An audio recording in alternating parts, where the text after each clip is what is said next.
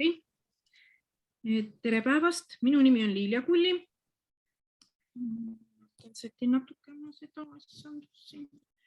Olen taimekasvatuskonsulent ja tänase päeva viimaseks ettekandeks on siis minu poolt, et räägin natuke seemne tootmisest mahetootmises ja räägin heterogeensest paljundusmaterjalist, et see heterogeenne paljundusmaterjal on niisugune päris huvitav ja uus teema ja materjali on selle osas suht vähe, nii et need asjad, mis ma olen leidnud, need ma proovin teile edasi anda. Ja räägime siis kõigepealt seemne tootmisest mahetootmises, et mis selle mahetootmise, seemne tootmise juures siis on. Miks see mul ei liigu? Okei. Et mis selles mahepõllumajanduslikus seemne tootmises siis teistmoodi on kui tavaseemne tootmises, et ega seal midagi väga palju erinevat ei olegi, aga tuletame lihtsalt meelde, et mis on siis teistmoodi. Mahepõllumajandusliku seemne ja paljundusmaterjali tootmine on siis vastavalt Euroopa Liidu õigusaktidest tulenevatele nõuetele paljundamine, kasvatamine, töötlemine, säilitamine ja pakendamine turustamise eesmärgil. Ja turustamine on siis seemne müük, müügi eesmärgil omamine, müügist või siis muul viisil tasuta või tasu eest üleandmine. Need ettevõtted, kes tahavad siis tegeleda mahepõllumajandusliku seemne tootmisega või siis ettevalmistuse, kaasa arvatud ka ümberpakendamisega, peavad olema mahepõllumajandusest tunnustatud ja meil siis on selleks kontrolliasutuseks Põllumajandustoiduamet ning see ettevõte peab olema siis iga-aastase järelevalve all. See ettevõte, kes tahab tegeleda siis mahepõllumajandusliku seemnekasvatusega. Ettevõte peab olema tunnustatud maheseemne tootmiseks ja turustamiseks tunnustuse taotlenud. Tunnustust saab taodelda Maaeluministeeriumi kliendiportaalis teenusettevõtte tunnustamise taotlemine või jätkamine või kui kliendiportaalis ei ole võimalik seda taotlust esitada, siis võib seda teha ka maakonnakeskuste kaudu ja dokumendi vorm on ikkagi ettevõtte tunnustamise taotlemine või jätkamine ja seda võib esitada siis ka paberkandjal või allkirjastatuna siis e-mailile.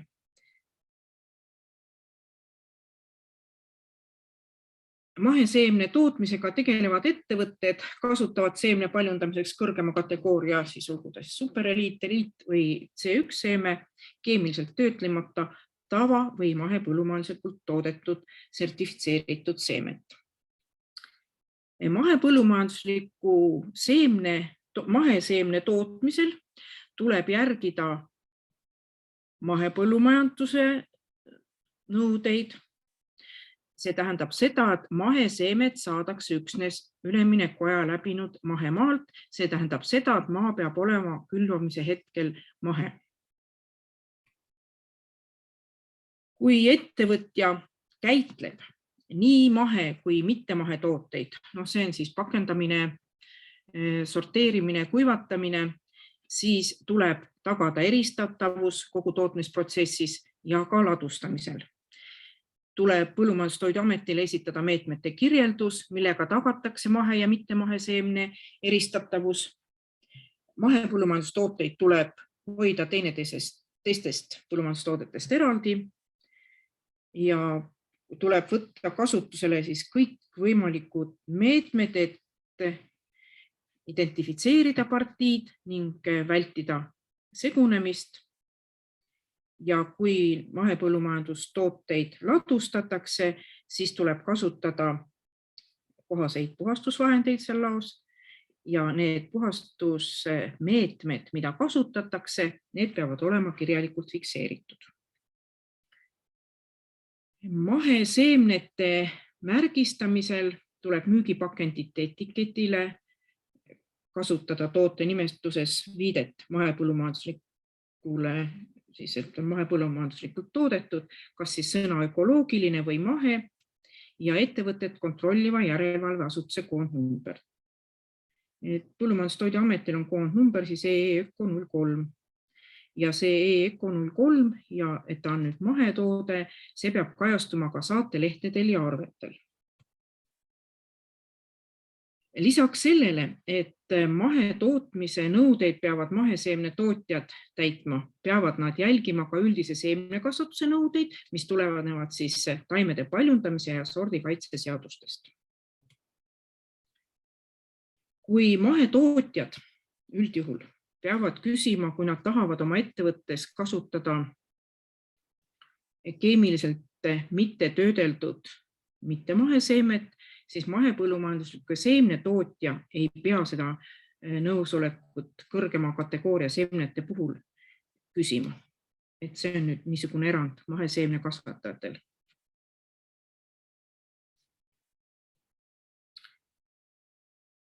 Et nii palju siis maheseemne kasvatajatest. Et ei olnud neid erisusi väga palju, aga tuleb meeles pidada, et kui ettevõte tegeleb maheseemne kasvatusega, siis ta peab jälgima nii mahereegleid kui ka üldiseid neid nõudeid, mis on siis kehtestatud seemnekasvatajatele. Nüüd järgmine teema meil on see heterogeenne paljundusmaterjal ja kus see siis tuleb, selle heterogeense paljundusmaterjali kasutamise mõiste, et seda nagu varem ei ole olnud. Alates 1. jaanuarist 2022 hakkas kehtima Euroopa Parlamendi ja Nõukogu määrus 2018/848, mis käsitleb mahepõllumajanduslikku tootmist ja mahepõllumajanduslike toodete märgistamist ning millega tunnustati siis eelmine määrus kehtetuks. Selle määruse alusel muutus ka taimse paljundusmaterjali, siis kaasa arvatud külviseemne kasutamise kord mahetootmises. Sellest määrusest tulenevalt on nüüd uue võimalusena lubatud turule viia mahepõllumajanduslikku heterogeenset paljundusmaterjali. Mis see heterogeenne paljundusmaterjal siis on? Selle materjali puhul on tegemist sordita taimse paljundusmaterjaliga, mis ei vasta sordi ühtlikkuse nõudele. Seetõttu ei ole seda võimalik ka sertifitseerida seemne- ja paljundusmaterjali valdkonna õigusaktide nõuete kohaselt. Mahepõllumajanduslik heterogeenne materjal on botaanilise taksoni madalaima eristatava taseme taimerühm, millel on ühised fenotüüpilised tunnused.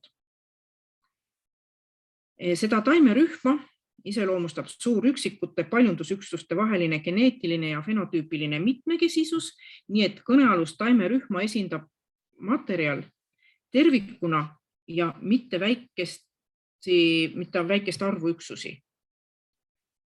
Et võib-olla natuke keeruline, aga nii ta on seadusesse pandud. See tähendab seda, et selle heterogeense paljundusmaterjali puhul ei ole tegemist sortide seguga. See materjal saadakse eri liiki lähtematerjali ristamise, korduva uuesti külvamise ning loodusliku või teadliku valiku teel. See materjal on omaduselt varieeruv ja kui me räägime mahepõllumajandusest, siis loomulikult see taimerühm on aretatud mahetingimustes.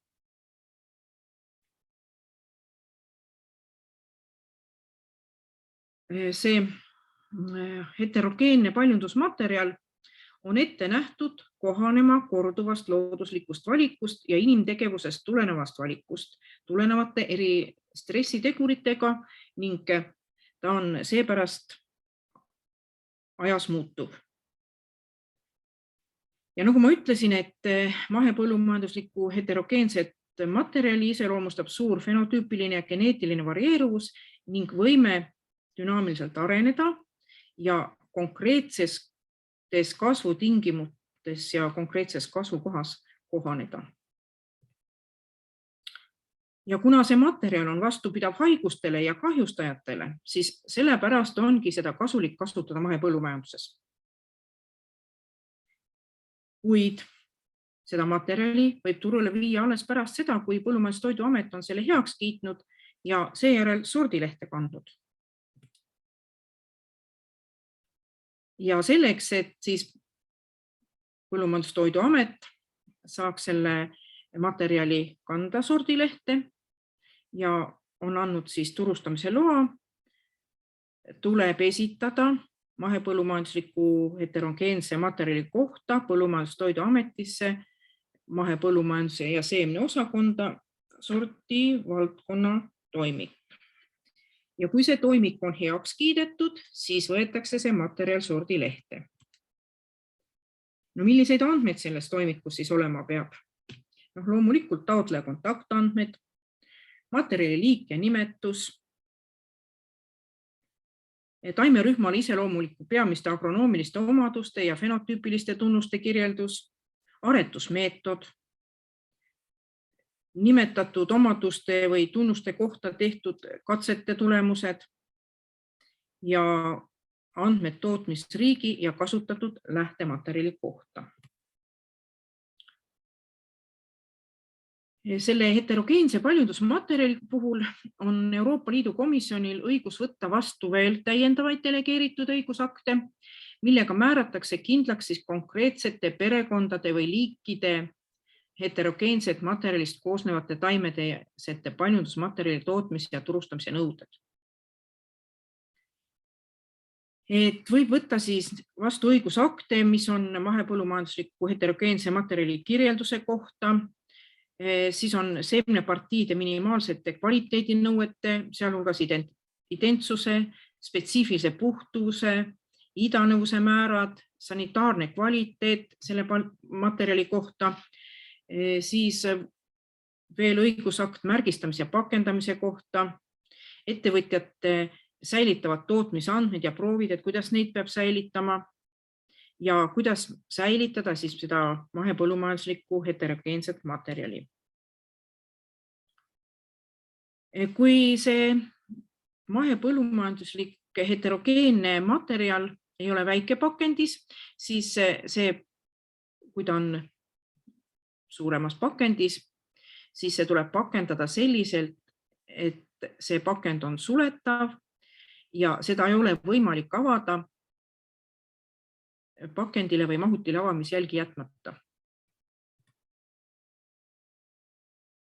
Märgistamise puhul ettevõtja kinnitab siis mahepõllumajanduslikust heterogeensest materjalist koosneva taimset paljundusmaterjali või seemneid sisaldavale pakendile või mahutile etiketi vähemalt ühes Euroopa Liidu ametlikus keeles, meil siis eesti keeles.